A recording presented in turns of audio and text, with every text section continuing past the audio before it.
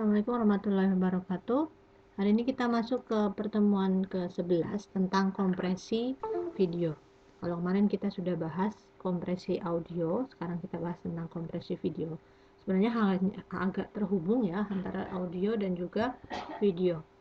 Video sendiri adalah teknologi untuk menangkap, merekam, memproses, dan juga mentransmisikan dan juga menata ulang gambar yang bergerak. Sudah kita pernah bahas sebelumnya bahwa video ada juga yang menggunakan film seluloid, ini biasanya video-video lama ya, kemudian sinyal elektronik ataupun media digital. Nah, kompresi adalah sebuah konversi data ke sebuah format yang lebih kecil, begitu juga dengan video. Kompresi video itu teknik mengecilkan ukuran video dengan cara melakukan kompresi terhadap gambar dan juga suara yang ada di dalam video tersebut.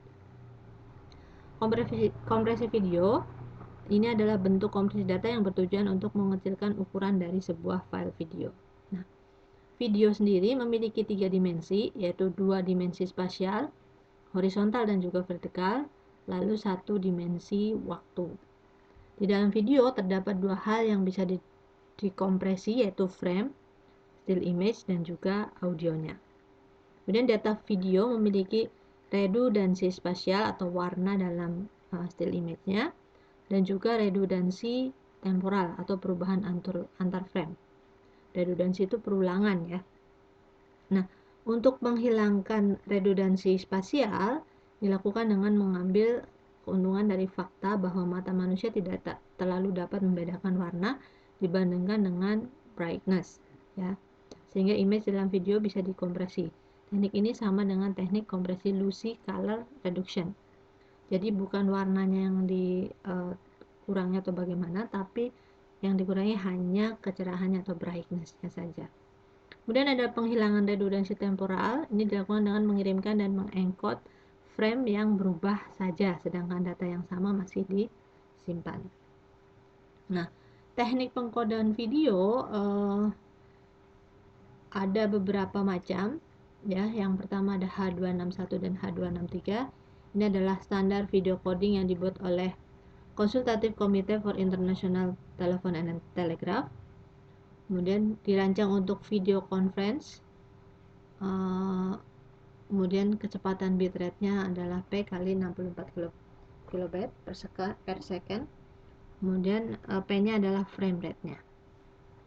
Kemudian susunan frame dari H261 itu berurutan, di mana tiap-tiap 3 buah frame dibatasi dengan 1 buah interframe. Jadi 3 buah frame, 1 interframe, 3 buah frame, lalu 1 interframe.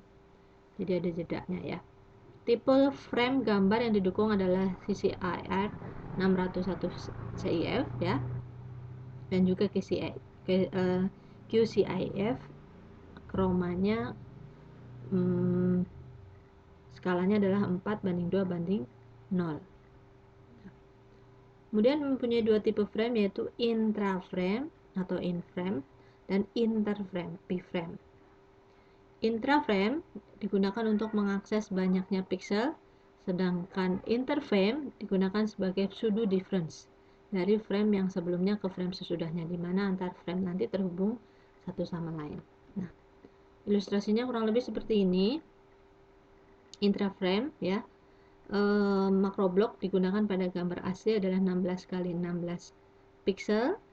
Kemudian Y-nya menggunakan 4 blok ya. Ini seperti ini. Ini Y, ini maksudnya 4 blok. Kemudian UCR-nya menggunakan 1 blok, ini CR-nya 1 blok. Kemudian V menggunakan juga 1 blok. Kurang lebih seperti ini. Kemudian ada interframe coding. Ini gambar sebelumnya dijadikan gambar acuan yang akan dibuat gambar hasilnya. Jadi kayak di copy paste dengan menggunakan RMSE untuk mencari tingkat error yang paling kecil. Kemudian teknik pengkodean berikutnya yang tadi masih encoder H261. Ini kontrol berfungsi untuk mengatur kecepatan bitrate. Memori digunakan sebagai tempat penyimpanan blok gambar, dan juga dikembangkan setelah H261 dikembangkan lagi H263 untuk encoding video pada bitrate yang lebih rendah. Kemudian ada Impact Audio Video. Ini dirancang tahun 1998 untuk standar audio video transmisi. Impact 1 tujuannya membuat kualitas VHS pada VCD dengan ukuran 352x240 dan kualitas audio seperti CD audio dengan kebutuhan bandwidthnya hanya 1,5 megabits per second. Jadi kecil ya. Kalau CD kan memang penyimpanannya kecil. Komponen pentingnya di dalam pengkodean video tersebut adalah audio, video, dan juga sistem mengontrol stream videonya. Nah, permasalahannya kurang lebih seperti ini ya. Ini frame sebelumnya, kemudian ini dibuat encodingnya, lalu frame selanjutnya akan menjadi seperti ini. Nah, kemudian ada yang berikutnya. Ini sudah ya, MPEG menambahkan frame dalam makroblok seperti H261 dan H263 yang bernama B-frame ya, sehingga strukturnya seperti ini. Jadi ada frame-framenya, kemudian ada makrobloknya. Perbedaan dengan H261 ya, ini mempunyai jarak yang lebih lebar dibandingkan antara frame I dan frame P ya. Kemudian diperlukan perluasan pada vector motion yang digunakan. Nah, ada Impact 2, ini merupakan standar pada TV digital yang dikhususkan untuk HDTV dan DVD. Perbedaannya bisa melakukan prediksi isi data dan prediksi frame. Ukuran framenya lebih besar daripada Impact 1 yang tadi ya. Bagiannya ada terdiri dari 4 part ya dari Impact 2 ini. Nah, ini tingkatan level pada Impact 2, yaitu tab kecepatan rendah, yang utama, tinggi, dan juga produksi yang lebih tinggi lagi ya. Penggunanya biasanya yang tipe kecepatan rendah itu konsumen, kalau yang utama itu studio, TV studio ya, kemudian tinggi HDTV itu konsumen, dan produksi yang tinggi itu biasanya digunakan untuk film. Nah, ini video stream data hierarkinya kurang lebih seperti ini. Mohon maaf ini gambarnya kurang jelas ya. Dan bagian-bagian dari teknik pengkodean video ada video sequence. Ini diawali dengan sequence header, berisi satu grup gambar atau lebih, dan juga group of picture, sebuah header dan rangkaian satu gambar atau lebih. Kemudian di sini ada picture atau primary coding unit dari video sequence, kemudian ada luminance-nya, ada slice, kemudian ada macro block dan juga block. Ya, ini adalah teknik pengkodean dari video. Makro blok ini adalah yang tadi ya, CB, CR ini memakan 4 blok I-nya. Kemudian ada MPEG 4, ini versi 1 dipublikasikan 1998 dan versi 2 dipublikasikan Desember 99. Ini sangat baik untuk audio atau video dalam jaringan, yaitu misalkan ketika kita melakukan streaming ya. Playernya bisa menggunakan QuickTime, kemudian ada Darwin Streaming Server dan sebagainya. Dan untuk internet streaming media ada Apple, Cisco, IBM, Casena, Philips, dan yang lainnya. Inilah yang diantaranya yang mendukung MPEG 4. Kategorinya ada MPEG 4 Part 2 Simple Profile dan MPEG 4 Part 10. Kualitasnya lebih tinggi ya.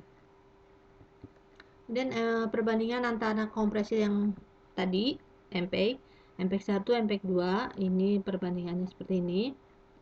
Kualitas kompresinya masih rendah, cuma bandwidthnya juga kecil ya, menengah, dan golongannya adalah non interlace video. Kemudian yang MPEG 2 kualitas kompresinya sudah setara DVD, lebih bagus ya. Otomatis file yang diperlukan atau bandwidth yang diperlukan juga lebih besar dan dapat digunakan pada perangkat interlace video. Kemudian MPEG 3 ini adalah untuk aplikasi HDTV, dimensinya lebih besar ya, dengan red video HDTV ini menjadi bagian dari MPEG 2 high 1440 level dan high level toolkit. Dan untuk MPEG 4 diperkenalkan pada tahun 1998, framenya kecil, basis formatnya QuickTime, bandwidth yang digunakan juga 64 KB per second. Nah, ini digunakan rekomendasinya untuk video phone. Dan yang terakhir ada Advanced Audio Coding, ini dasar dari MPEG 4, 3GPP dan 3GPP2 ya. Ini dikembangkan oleh Dolby, makanya ketika film biasanya muncul ada Dolby gitu ya. Ini pengembang salah satunya mengembangkan kompresi untuk video. Kelebihannya bisa meningkatkan kompresi dengan kualitas lebih baik dan ukuran file lebih kecil, mendukung multi-channel. Oke, tadi kita masih bahas tentang AAC ya. Ini diantaranya adalah mendukung multi-channel audio, kemudian high resolution audio, dan juga bisa meningkatkan efisiensi proses decoding. Ya. Kemudian contoh aplikasi video converter adalah VLV converter. Ini bisa mengkonversi video. Kemudian ada Pazera VLV atau AV converter. Nah, untuk materi kompresi video dari buku cukup sekian. Silahkan kalau misalkan masih ini bisa mencari referensi dari sumber lainnya. Ya. Terima kasih sudah menyimak. Assalamualaikum warahmatullahi wabarakatuh.